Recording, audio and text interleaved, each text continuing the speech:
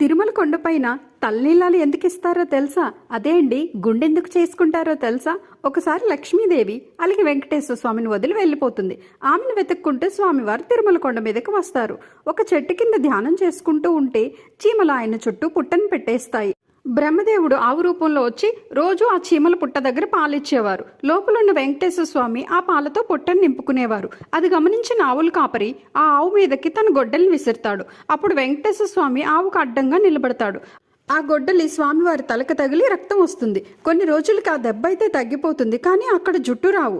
ఒకసారి వెంకటేశ్వర స్వామి ఒక చెట్టు కింద పడుకుని ఉంటారు. ఆకాశ మార్గంలో నీల అనే ఒక గంధర్వ కన్య వెళ్తూ వెంకటేశ్వర స్వామిని చూసి కిందకు వస్తుంది.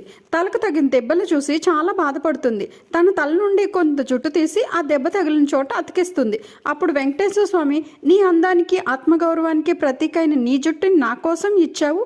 కలియుగంలో నా భక్తులు నా కోసం జుట్టు